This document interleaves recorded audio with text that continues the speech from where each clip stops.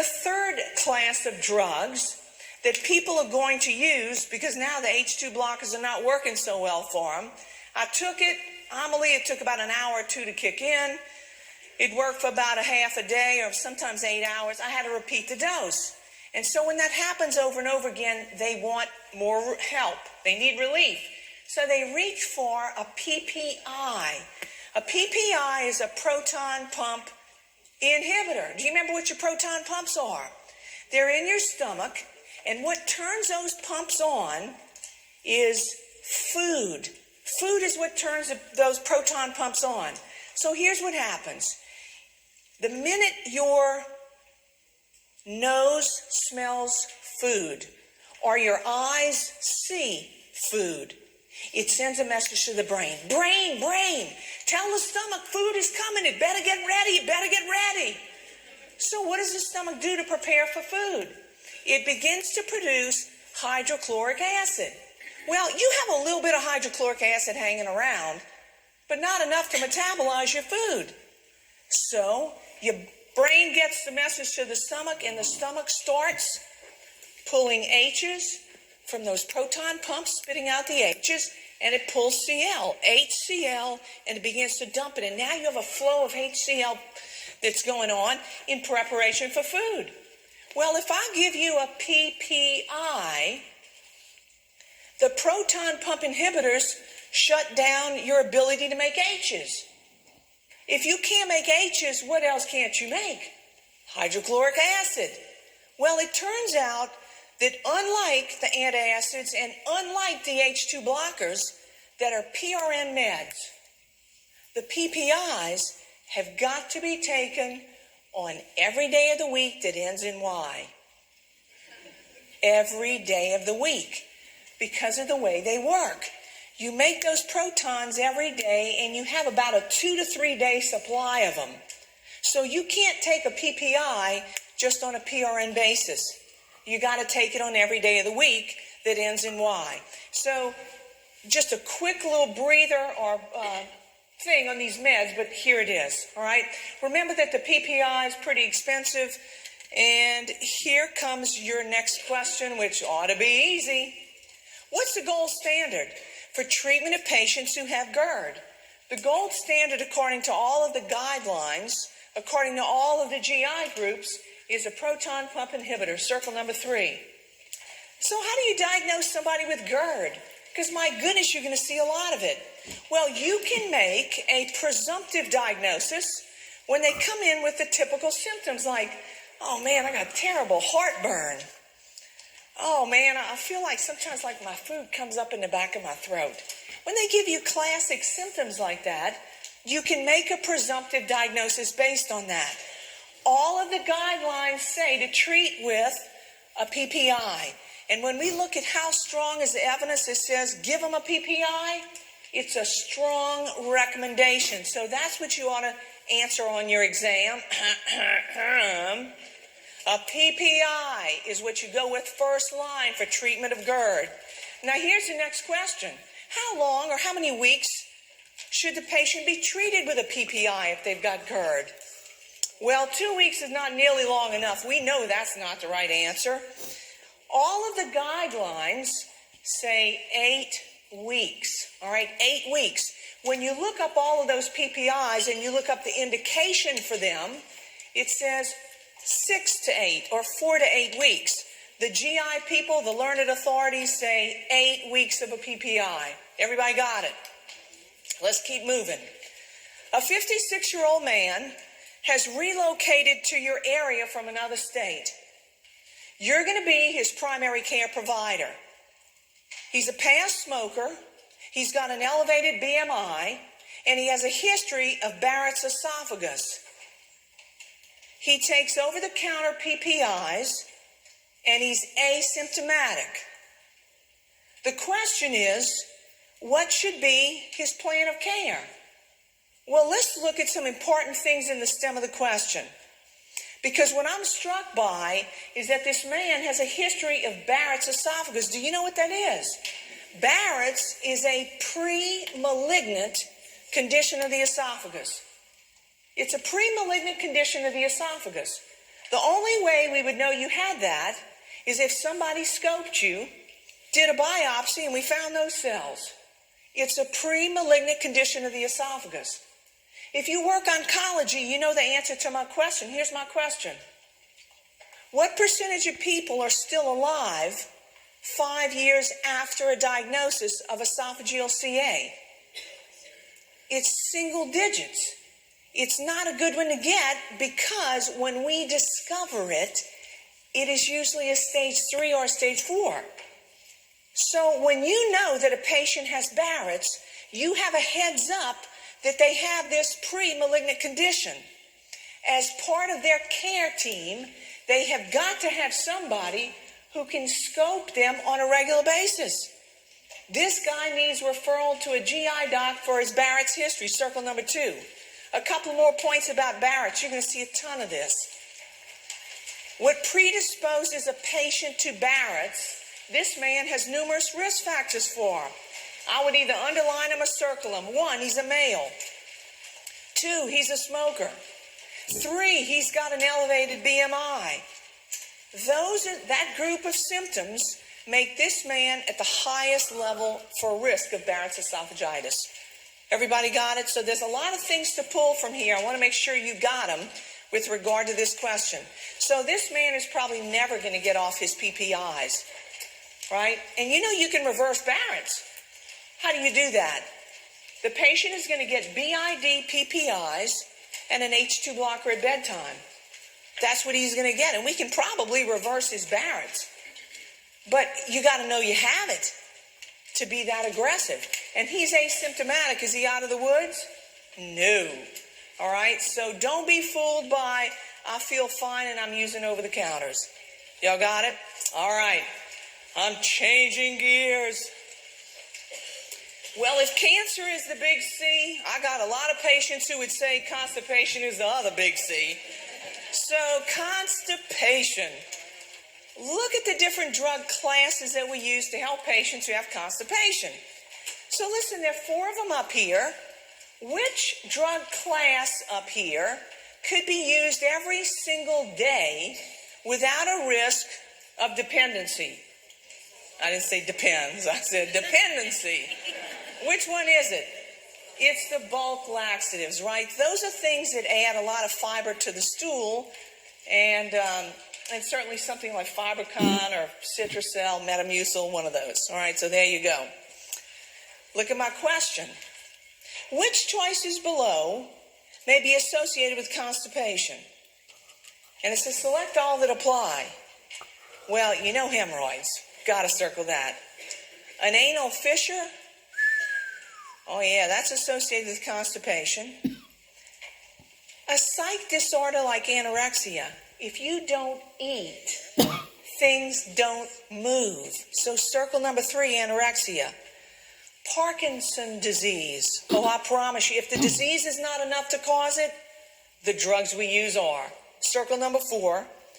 Hypothyroidism. Things that slow everything down. Of course it slows down transit of stool. Irritable bowel syndrome. Yeah, because those patients usually go between diarrhea and constipation. What about diuretics? Associated with constipation, yes or no? The answer is yes. Why? Because it dumps fluid. And when you dump fluid from the body, the stool gets harder and more difficult for passage. And then finally, look at number 8. We're going to talk about calcium channel blockers tomorrow during CV. But are the calcium channel blockers associated with constipation? Yes, right? So honestly, I want you to circle all of them. And the purpose of this question is really illustrative. I want you to realize that everything from psych to GI things can produce constipation, a load of it. So you're going to be seeing a lot of patients who have this. Diarrhea.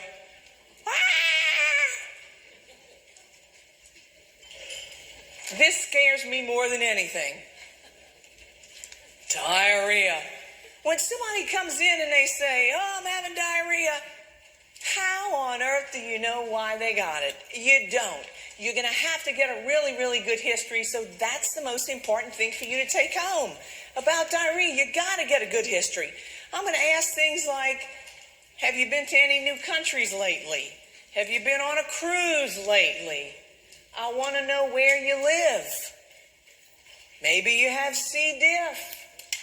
I want to know what meds you might... Oh, you started metformin a week ago. Oh, you've been on Levaquin for your pneumonia. And in addition to that, I want to know if you have any other symptoms. Is it just diarrhea? Or 2 days ago, did you have nausea and vomiting? I want to know if you ran fever, because that makes me think of something infectious. Or maybe inflammatory, like Crohn's or ulcerative colitis. The other thing I have in here in red for you is blood. Because blood is a red flag when we think about it. And when a patient comes in with a complaint of either diarrhea or constipation, perpetually you are going to ask them, is their blood, is stools dark, are they tarry, or is there visible blood? I'm coming back to that, but let's still keep talking about diarrhea. Why might they have it? A common cause of diarrhea is an infectious etiology. You know as well as I do, it's usually viral.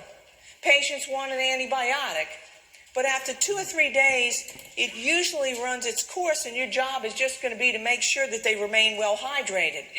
When it is bacterial, there are 3 bugs that are the most common pathogens with regard to an infectious etiology. It's Salmonella, Shigella, and Campylobacter.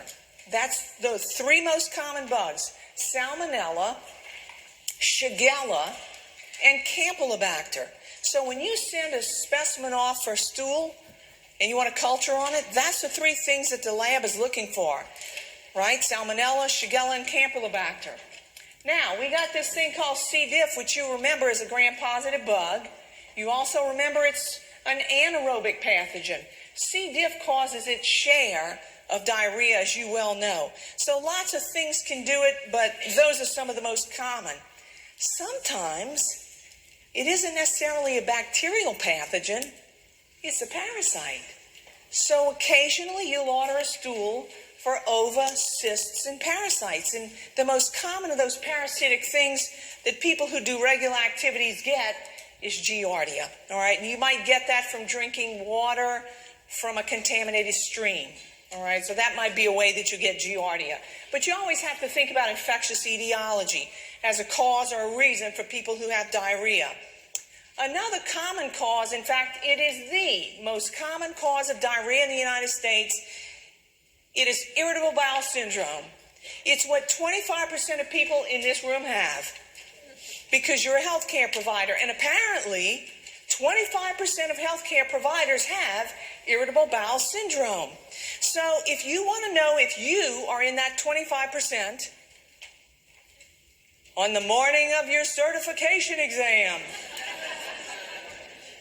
if you laughed, you just outed yourself because you know what I'm about to say. On the morning of your certification exam, pretend your exam's set for 10 a.m. You set your alarm for 6 a.m. 6 a.m., ding, ding, ding, you wake up. You realize you're in the land of the living and you think, today's the day. By 10 minutes after 6, your lower abdomen, rah, rah, rah, rah, rah. By 6:15 p.m., 6:20 p.m., 6:30 p.m., p.m. By 7 o'clock, your gut is empty. You head over to the testing center. You get there 30 minutes early because that's what Amelie said was a good time to be there, 30 minutes early. You start your exam at 10. 12:20, you got good news. You're in the parking lot of the testing center. You're on the phone with the person you love them. I passed. I'm starving.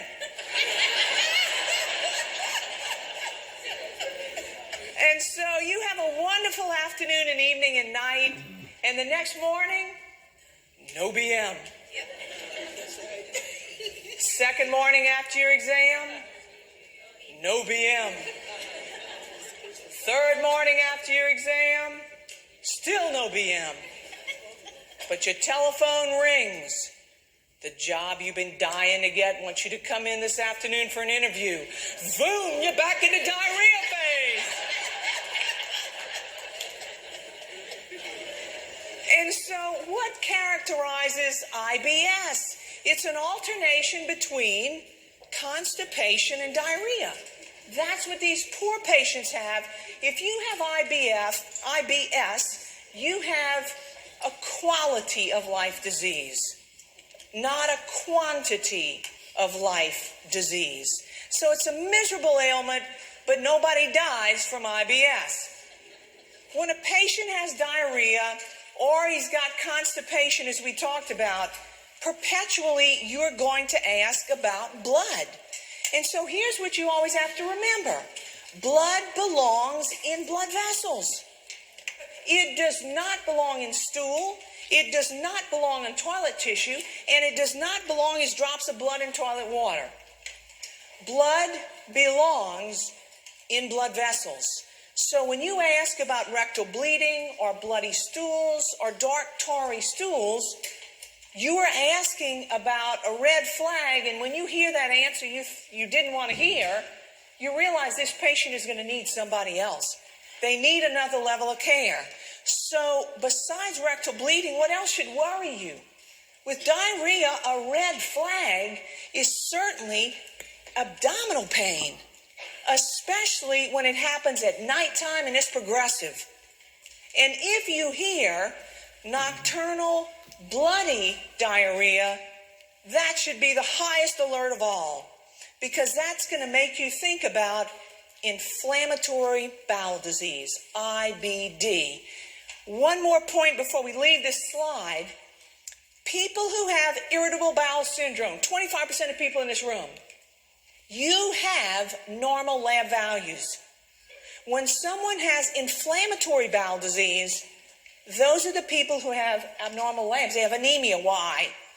Because they're bleeding, right? So they have abnormal labs and they don't feel good. The word we use to describe blood in the stool is this one.